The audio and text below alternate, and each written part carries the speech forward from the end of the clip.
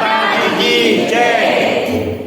हम लोग यहाँ 6 बजे पहुँचते हैं, यानी घर में 4 बजे उठते हो, है ना? थक गए हो, मैं आपको ज़्यादा नहीं थकाऊंगी, जल्दी से छोड़ दूँगा। हाँ, क्या बोल रहे? उनको पहले छोड़ आपको पहले छोड़ दूँ? मैं पकड़ा था। हाँ, 9:30 बजे छोड़ दूँगी, है ना? मैंने किसी को पकड़ा ही नहीं भाई, आप जाओ। मैंने पकड़ा क्या किसी को? पकड़ा है? कैसे पकड़ा? मैं कुछ नहीं करती। हमने क्रोध का त्याग किया, मान का त्याग किया, और आर्जों ने सरलता को धारण किया। और जब सरलता आई है तो अब लोभ भी हमारे पास रहने वाला। जहाँ पर सरलता है वहाँ लोभ नहीं रहेगा, जहाँ कुटिलता है वहाँ लोभ रहता है। इसीलिए आचार्यों ने बहुत सोच समझ कर, ये तो अनादि विधान है, आचार्यों ने क्या अनादि परंपरा से 10 धर्म हमारे आ गए हैं। कितना बड़ा विज्ञान है हमारे जैन धर्म में कि जहाँ पर कुटिलता है वहाँ लोभ है, क्योंकि लोभी व्यक्ति सबसे ज्यादा मीठा होता है और सबसे ज्यादा कसाय उसकी तीव्र होती है, पर दिखता नहीं है। मायाचारी करने वाला लोभी व्यक्ति ये बहुत मीठा बोलते हैं, सामने वाले को पता नहीं चलता कि कब हमारे अंदर छुरी भोग देगा, पता नहीं चलता। इसलिए खतरनाक वो है जो मीठा बोलता है, जो कड़वा बोलता है कदाचित खतरनाक नहीं है। तो कड़वी चीज खाने से पेट में कीड़े नहीं होते, मीठी चीज खाने से आपकी हड्डी को अंदर अंदर खोखला कौन करता है? मीठा, शक्कर, शुगर शरीर को अंदर अंदर काट डालती है, नष्ट कर देती है। उसी प्रकार जो लोभी है वो बड़ा मीठा बोलता है, उसकी कथनी करने में भिन्नता होती है। इसलिए मैंने एक गजल लिखी थी, उसकी 2 लाइनें बोलूंगी।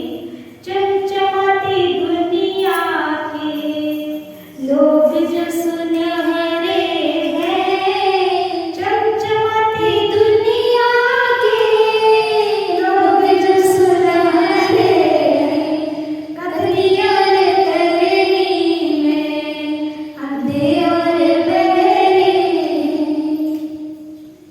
और इसकी बहुत सारी लाइनें हैं, लोभ संबंधी भी है, लेकिन अभी टाइम है इसलिए ज्यादा नहीं बोलूंगी। कभी थोड़ी गजल सुनाऊंगी। अपन पिकनिक में चलेंगे ना 10 दिन के बाद में, चलोगे कि नहीं?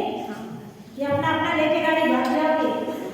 हम सब शिवरात्रि एक साथ ध्वज लेकर के पिकनिक करने जाएंगे। हमारे लिए डब्बा मत ले जाना, तुम तुम्हारे लिए डब्बा लेके जाना, है ना? बहुत अच्छा मनोरंजन करेंगे। उस दिन यहाँ पर आप लोगों ने क्या किया था? संगीत कुर्सी।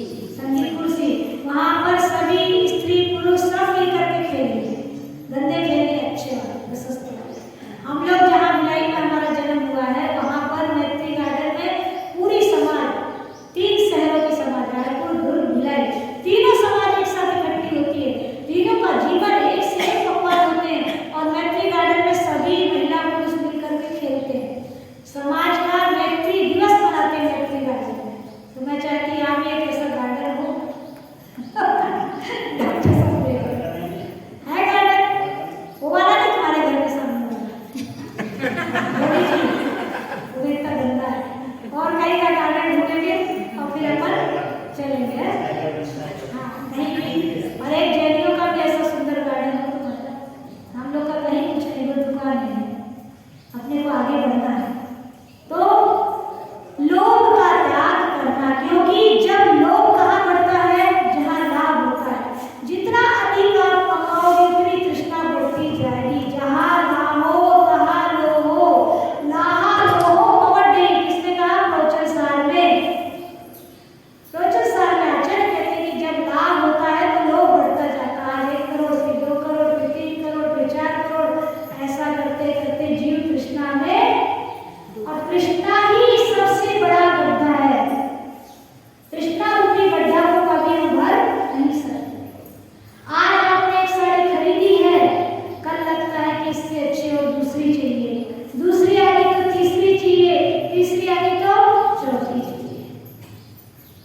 डिजायरलेस मैन सॉरो, इच्छा ही मनुष्य को दुखी बनाती है। और जो लोभी होता है वो कंजूस भी होता है, होता कि नहीं होता? सारी का बैठ जा, तेरा डांस तो चालू है, बैठ जा चुपचाप, बुझना तो दीपक, इधर मेरा दीपक मत बुझा, इधर बैठ मेरे सामने। तुम लोग मान मुझे डिस्टर्ब पसंद नहीं है। क्या होता है? कंजूस होता है और लोभी, ना खाता है ना खिलाता है, और उसका धन कहाँ जाता है? तो ऐसा ही एक सेठ था। कौन था? सेठ। सेठ के बड़े पेट होते, लेकिन यहाँ पर किसी सेठ के बड़े पेट नहीं, क्योंकि बीवी साथ में बैठती दुकान में, वो पेट बड़ा होने नहीं देती है, इतना डरवाती है, बेचारा डर डर के मारे उसका पेट अंदर। और सुबह पतली रोटी खिला देती है, पेट बड़े कहाँ से? अच्छा घी, हलवा, चूरमा के लड्डू, राजस्थान लोग खाते, राजस्थानी लोग खाने वाला चूरमा बनता है सूरमा, हम लोग खाते बट्टी खाते, अच्छा खाओ भैया। कमाया है किसके लिए? कौन साथ में जाने वाला है? जिस बेटे के लिए तुम कमा कर रख रहे हो, वो बेटा तुम्हारे घर से संतुष्ट होने वाला नहीं, वो कुछ नया करेगा, और अगर नया नहीं करेगा तो आपके धन को नष्ट भी कर देगा। उसने अगर एबिलिटी नहीं है तो वो आपका या तो धन नष्ट कर देगा, और एबिलिटी है तो धन दूसरा कमा कर दिखाएगा। वो अपने पिता के धन में काम करने वाला, आपने 2 मंजिल बिल्डिंग बनाई है, पर बेटा बोलेगा मेरे को 4 मंजिल बनाना, बाप से बड़ा बनना है। वो कह रहा था ना, सुसु मेरे पिताजी की जितनी बड़ी हॉस्पिटल में उससे डबल बनाऊंगा। कितने बेड का बनाने वाला? 160 बेड का। तो बेटे से बड़ा, क्योंकि बाप के बराबर करा, तो बाप बोलता है क्या करा तूने? मैंने तैयार करके दिया था, उसी में तू बैठ गया। बाप भी बोले मैं छोटा थोड़ी। तो बेटा सोचता कान में बातें नहीं आ, अपन उनसे आगे बढ़ दिखाएंगे। और माँ भी सिखाती बार बेटा बाप से अच्छा बनके दिखाना, क्योंकि बाप की संपत्ति से, बाप के गुण से माँ कभी संतुष्ट नहीं रहती। माता तो कभी संतुष्ट रहती ही नहीं है। रहती क्या? नहीं, सीना सही मिलेगा। सही बात है, क्योंकि औरतें, औरत जो रहे औरों में रख, वो औरत माने और सामान और सामान और सामान, जितना आता है उतना कम है। पर हमारी इंदौर की औरतें ऐसी नहीं थी, बहुत अच्छी है ना? मैंने तुम्हारे घर तो ज्यादा देखा नहीं है, जितना सामान तुम संग्रह करती हो, पर पहनने ओढ़ने में सादगी दिखती ज्यादा। वो तो माता जी सीढ़ी लगा रहे थे, मैंने आभूषण पहने कम मना किया, पहन के आओ, जितने सोने चांदी के आभूषण है पहन के आओ, और सावधान रहना, कोई खींच। नागपुर में हमारा शिविर लग रहा था और महिलाएं पूजा करने आई थी, उनकी चैन प्रतिदिन, इसलिए सावधान रहना, मत पहनना ऐसा आभूषण जिससे हमारी हानि हो जाए। सिंपल रहने में सुख है। सफेद साड़ी पहनकर आते तो सब लोग देखते हैं, देखते कि नहीं, कहाँ जा रहे, कहाँ जा रहे, और रंगीन साड़ी को कौन पूछता है? अभी हम लोग ना आभूषण पहनते, दीदी कुछ नहीं करती तो चमकती भी नहीं, और पहनने वाला काला काला दिखने लगता है। जितने आभूषण पहने उतना चेहरा दब जाता है, और जितना कुछ नहीं पहने उतना चेहरा उभर जाता है। भाई को देखो, भाई चूड़ी पहननी थी, कान में पहननी थी, इतनी अच्छी दिख रही है, अभी अच्छी दिखती है, देख लो, दिख रही कि नहीं दिख रही? तो आत्मा का स्वभाव ही है सादगी, सिंपल लिविंग, हाई थिंकिंग। इसलिए शिविर लग रहा है कि हम सिंपल लिविंग और हाई थिंकिंग सीखें और अपने मन को कंट्रोल करें। कितना भी पहन लिया, आचार्य कहते हैं कि जीव ने इतना पहना है कि इस संसार की कोई भी चीज छोड़ी नहीं है। सुमेरु पर्वत के बराबर ढेर लगा है, इतने आभूषण पहने हैं कि सुमेरु के पर्वत के बराबर ढेर लग गए, इतना खाया है कि तीनों लोक में बड़ा समा जाए तो भी हमारी इच्छा पूरी नहीं होती। जैसे गड्ढा, अगर गड्ढा है और गड्ढे में आप लकड़ियां जला दो, कितनी लकड़ी डालते जाओ, लकड़ियां खत्म, जलती जाती पर खत्म, मांगती जाती, वो डाल। ऐसी अपनी इच्छा रूपी गड्ढा है। जिसने मन में संतोष धारण कर लिया वही सबसे सुखी, परम सुखम संतोषम। आरोग्य, एक तो निरोगी काया और संतोष, दो जिसके पास है वह कभी दुखी नहीं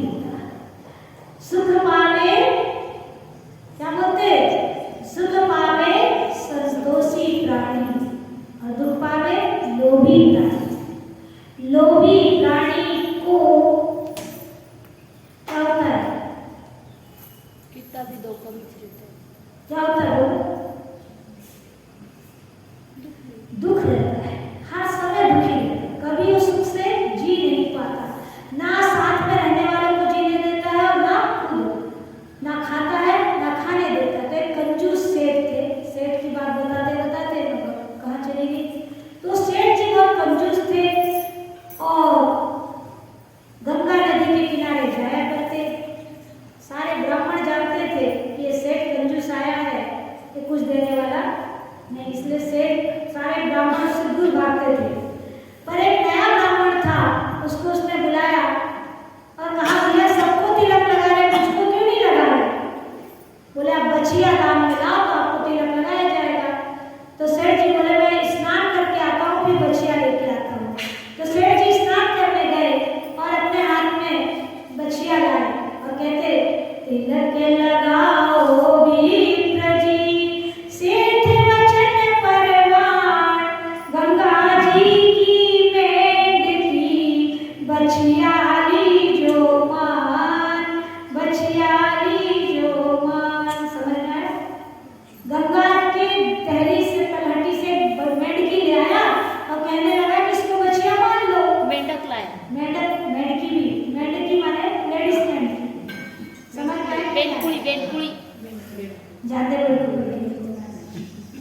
तो वो गंगा जी की मेंढकी लेके आ गया और कह रहा कि आप इसको बछिया मान लो। अब ब्राह्मण ने सोचा कि सेठ सुधरने वाला नहीं है, ये मेंढकी दे रहा, मेंढकी से बछिया क्या काम होगा क्या? बेडूक क्या बोलते हैं? हाँ समझ गए। मेंढक क्या है? तुम समझते नहीं, कुछ रेस्पॉन्स नहीं देते, तो मेरे को लगता है मेरी बात समझ में नहीं आ रही।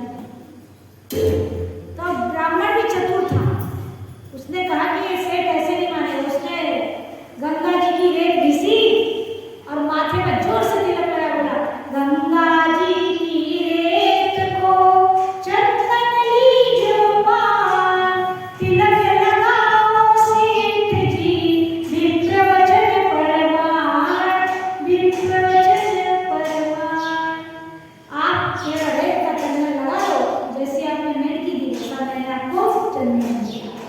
ठग आदमी दूसरे को ठग कर खुशी होता है, लेकिन शेर को सवा शेर मिलता है।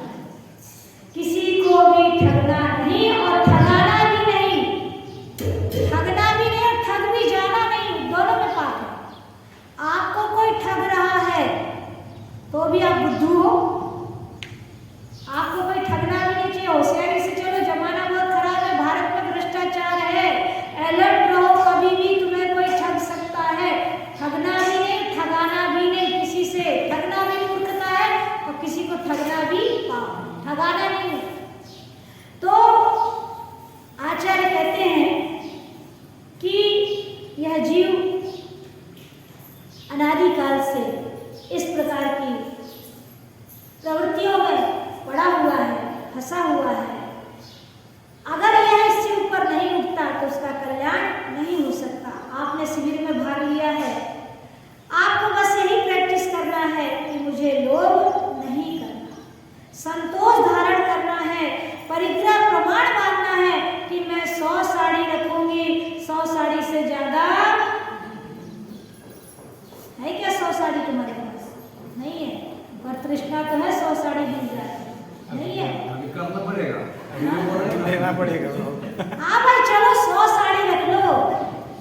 क्या वो लीलावती वही है ना, कर्नाटक की जय ललिता, और साड़ियाँ उसके पास कितनी थी? तो क्या हुआ? गई क्या वो? चली गई ऊपर? गई नहीं? गई कि नहीं गई? कौन है वो? गई, जय ललिता गई। क्या ले गई? कितनी साड़ी ले गई साथ में? अब कौन पहनेगा उसकी साड़ियाँ? उसके नौकर या चाकर हैं? तो हमें परिग्रह प्रमाण बांधना है। हमारे पास 20 साड़ी, 50 साड़ी, अधिक से अधिक 100 साड़ी की लेने देने में, घर में करने में 100 साड़ी रख लो। और पुरुष लोग बेचारे एक पजामा कुर्ता में पूरी जिंदगी साल देते हैं, कमा कमा के तुमको देते हैं, लेकिन उनके पास तो ज्यादा नहीं रहता है। 10 मिनट से भी ज्यादा वो नहीं रखते, तुम देती ही हो, है? वो कुछ भी नहीं पहनते, कुछ भी नहीं, तो क्या वो जिंदा नहीं है? है कि नहीं?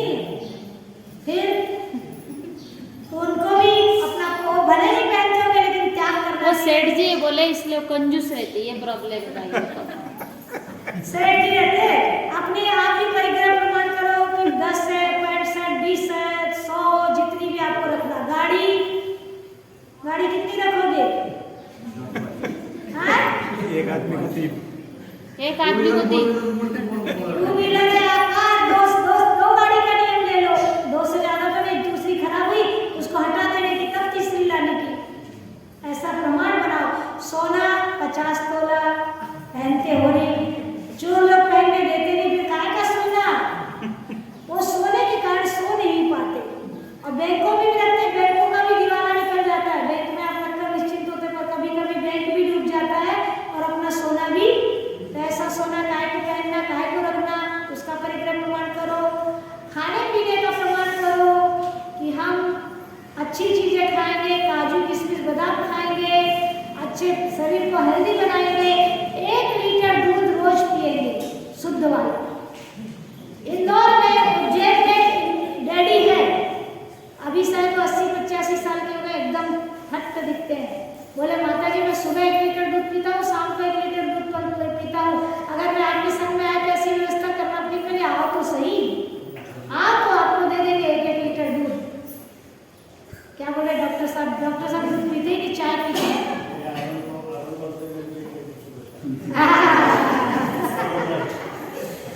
अगर डॉक्टर साहब ने दूध पिया होता तो आज कुछ और दिक्कत है। तुम भी पीली का बाजार में नहीं होता, नितिन की गर्दन नहीं हिलती। Copper 1 litre